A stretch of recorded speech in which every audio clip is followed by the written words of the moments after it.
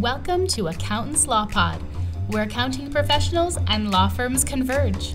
Hosted by Lynda Artesani, Sarah Prevost, and Steve Libhart.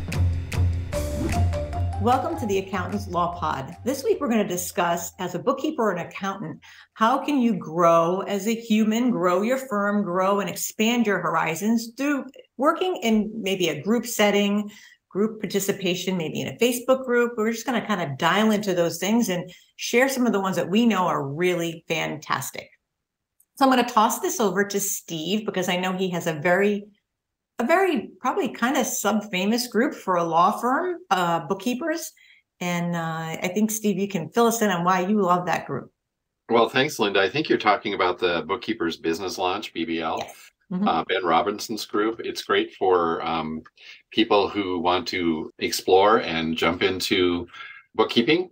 And he's got excellent courses, lots of subgroups. As an example, in the state I live in, we have a Colorado BBL group, and we were meeting regularly before COVID. We haven't since COVID, but we have lots of spin-off groups where we do Zoom meetings and things and talk about specific problems and all of that. And so I really recommend BBL. And there's a lot of people in our legal community who have gone through BBL and really like it. And they have the Digital Bookkeeper Association. You can earn certification in that. It's a great group.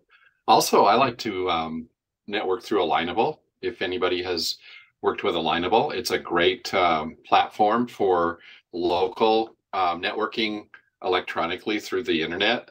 And also, since we're all in the legal niche, don't forget your bar associations. And here in Colorado, I built my business through the bar association, and I've never counted, but we must have 15, 20, 30, I don't know how many subgroups. So, you obviously can't join every subgroup at the bar, but you can join ones that appeal to you, like women-owned law firms, mm-hmm. Hispanic law firms, immigration law firms, lawyers over 40 subgroup. I mean, there's just everything you can imagine, and you can pick and choose the ones you want to belong to, and then you get on their listservs, and then you start attending meetings, and you can pick up new business, you can learn things, you can present problems in these meetings and get feedback from actual attorneys, which is really nice. So it is. I love a good challenge from an attorney. So, but those are the three that I really like to subscribe to. And the BBL, that one is more or less, it's really directed to law firm bookkeepers and accountants, right? So it's really, do they share a lot of things that you learn about, or is it mostly than that? It's huge. It's broad. It's very broad. It's every industry. Industry. Okay. Yeah. But we do have a subgroup of just legal in there. Oh, okay. So it's that big. Yeah. Oh, it's huge. Yeah.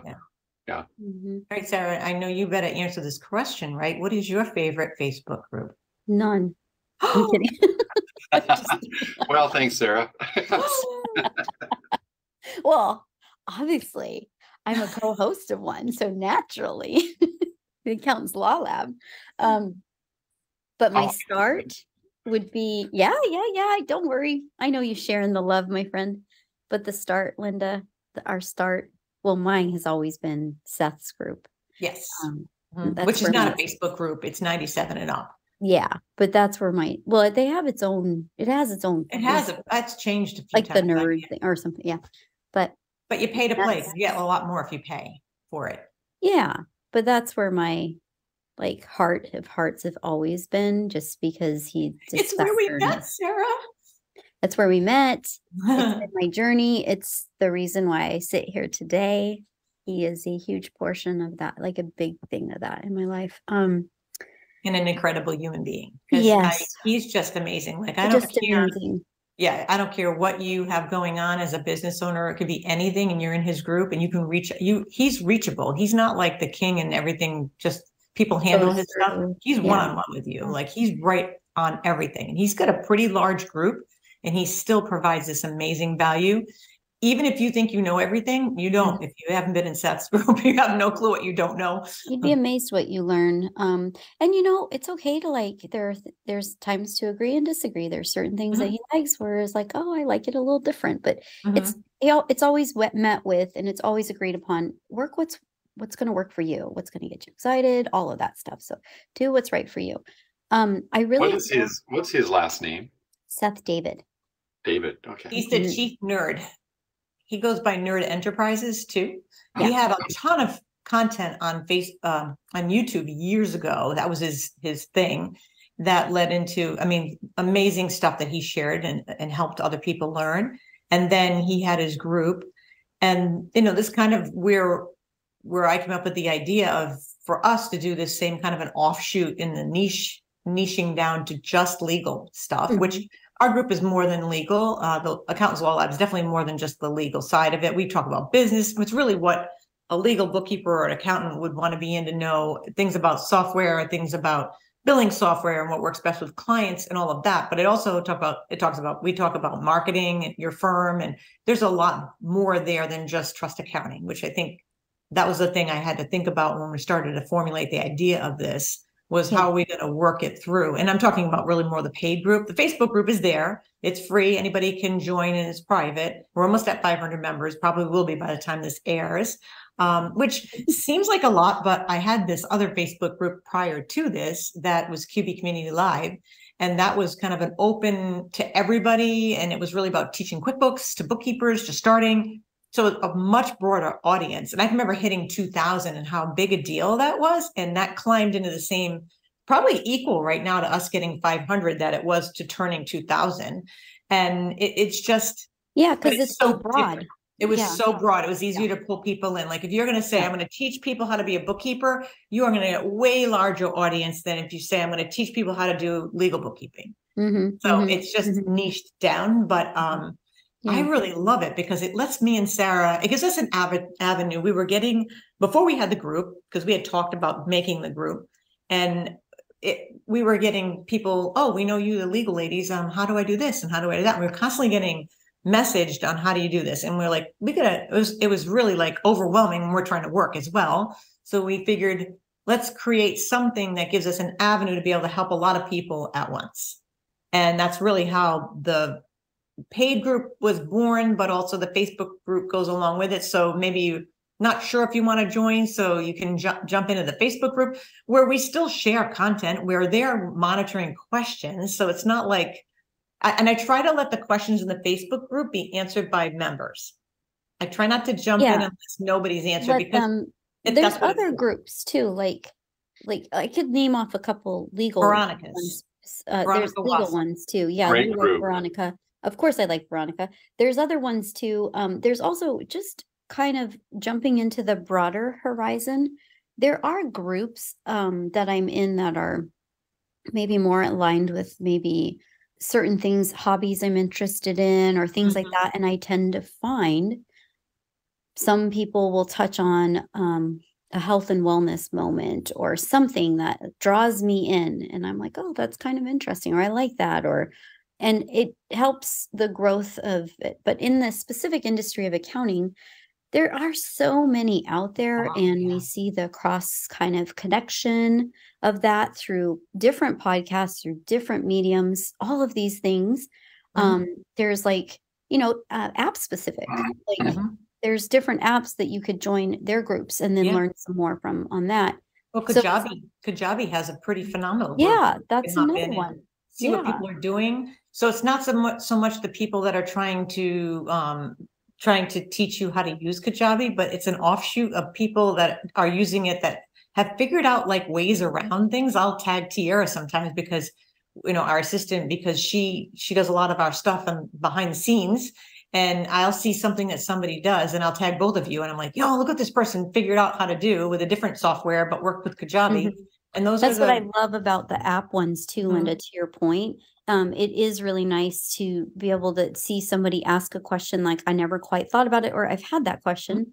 I guess I just assumed somebody knew the answer to it. And then there it is. So it kind of goes to the no question is a dumb question kind of thing. I know Steve, he's been so kind to share with us, I hear this hot topic happening over here, maybe in the BDL group or some other group. And then conferences also have a little bit of a side shoot sometimes, depending on what they're doing, or internal. Steve is not allowed to talk to you about any more apps or software. Yep. Okay. Moving on. For anybody who's listening, Steve's smiling because these two get together and they're like, "Oh, squirrel, let's go look at this software." And I'm like, "All right." I do that with my team. I'm like, no more squirrels. Yeah. But so and there's like, and then the other thing too is like I'm obviously huge in my ethnic community. I'm also huge in like the women's community. I find a lot of like Girl Boss and those types of things on different medium platforms to follow. Followed this pretty educated couple on PPP and EIDL and a whole bunch of stuff, and they're very fascinating. And I watch them; they kind of just crack me up more than anything. But their knowledge is interesting, and that's on YouTube.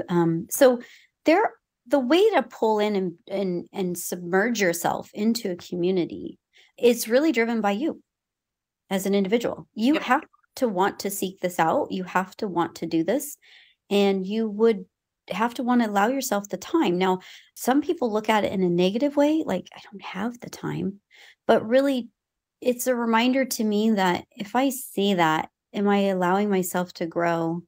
Am I allowing myself to entertain? I may not agree with a position, or I may liken to a position, or I might warm up to something that I never quite thought all the way through. So I feel like that's like the premise of allowing yourself to do this. I will say this because I feel this a lot. I am the type of person, just for me personally, and I know Lynda feels this way. If I'm going to ask a lot of questions and I have the expectation that I'm going to get something for free, I'm either going to do one of two things. I'm either going to subscribe to your thing for a month as a give back to you for your time, or I'm going to pay. And I want to give, and to be honest with you, I would never, even amongst our friends, I would never expect any of my professional colleagues to just give me something without me thinking of a way to give back. Because we all have retained this knowledge in a different way. We all have our blessings and our curses of how we want to handle these things and do all this stuff. But just being recognized for that, I think, is really important. So thanks, Steve, for recognizing that one. Of course. And I have a really fun story to share. As you know, I'm an avid Airstreamer. And one of the personal groups I belong to is the Airstream forums. I've belonged to them since like 2004 or 5, somewhere in there. And every day, with my coffee every morning, I have to go to the air forums to see what's going on out there.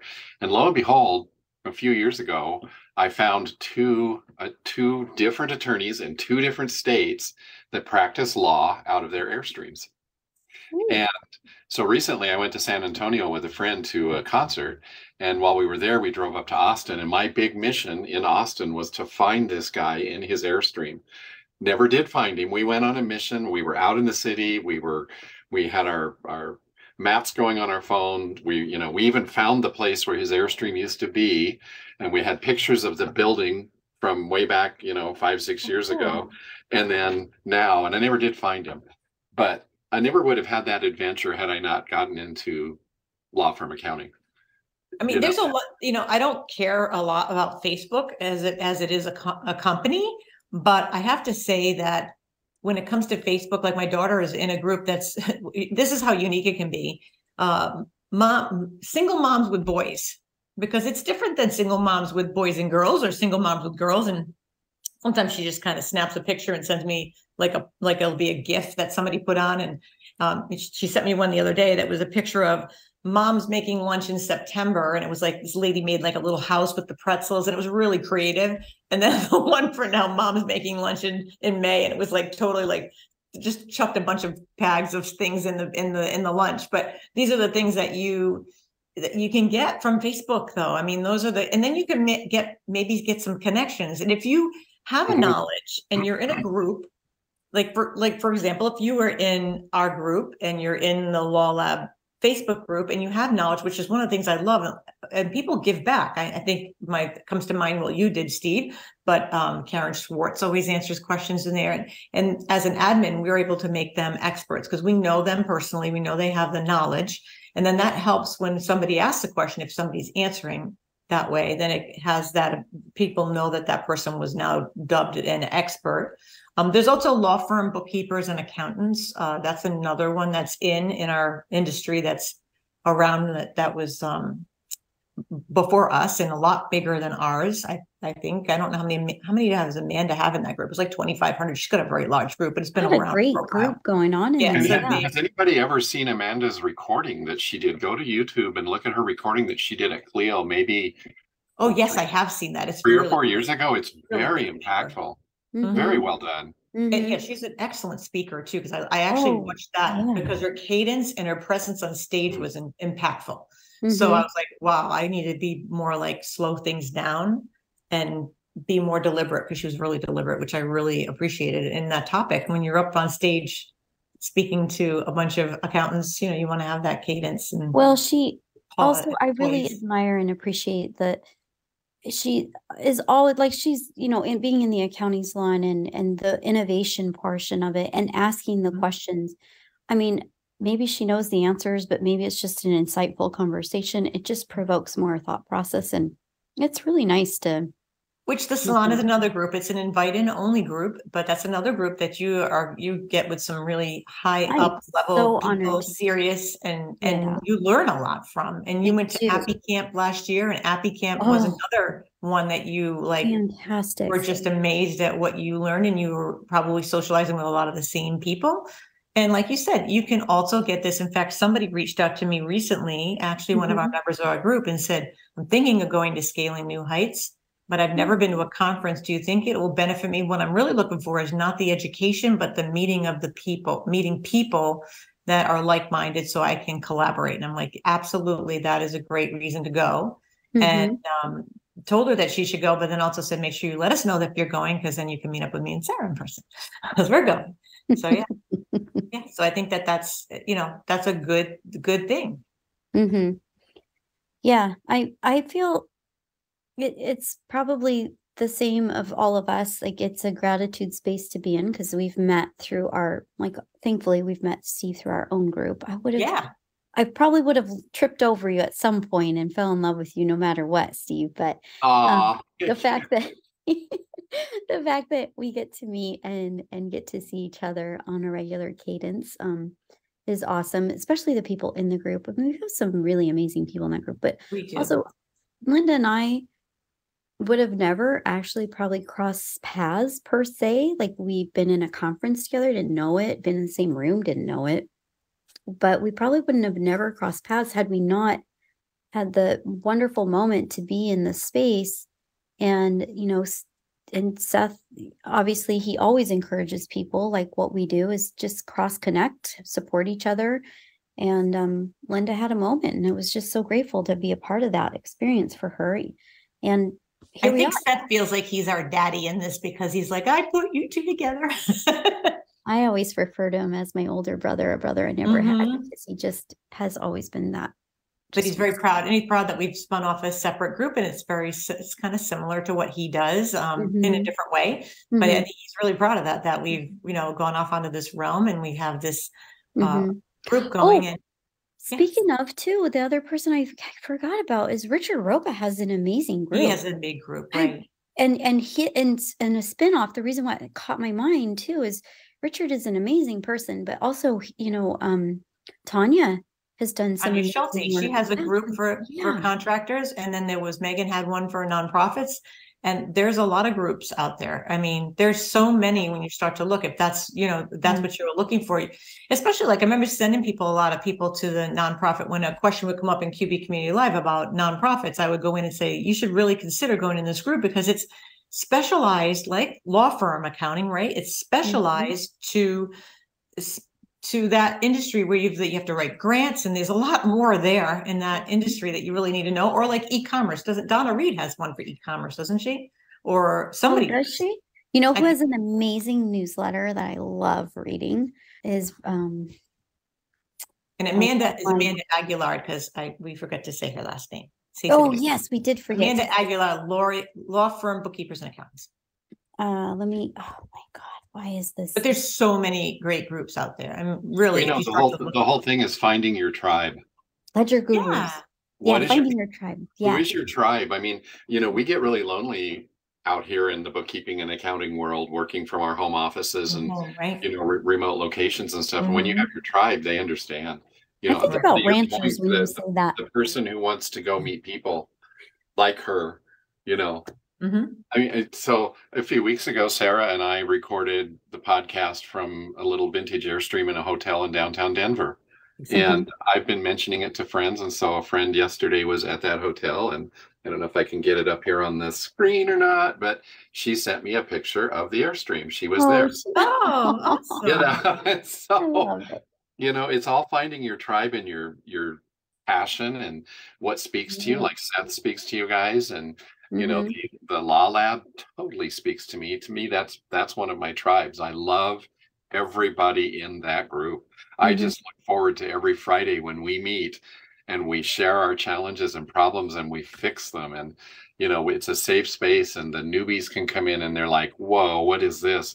And we're all just welcoming them and bringing them in and say, and like this Friday's episode, I think is just brilliant. Oh my gosh, I know. That you picked this episode, which is 1099s in June. I selfishly picked it, my dear. I think that's awesome. Because I'm just so tired of talking about it and not having all the knowledge all the time. Well, and then, you know, we always wait till November, December, and then we all panic. And, you know, this year, our action plan in our company is to send a personal letter to every single client and giving them the roadmap of what to expect for 1099 this year. And I got this from Ben Day, you guys. He's another one to follow.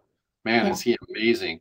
And I got this from him, and we're going to have deadlines in there. So as an example, by November 5th, let's say, you've got to have this done, this done, and this done. If you want us to process your 1099s, you need to answer by November 15th. Yeah. And if you don't, you go on our waiting list.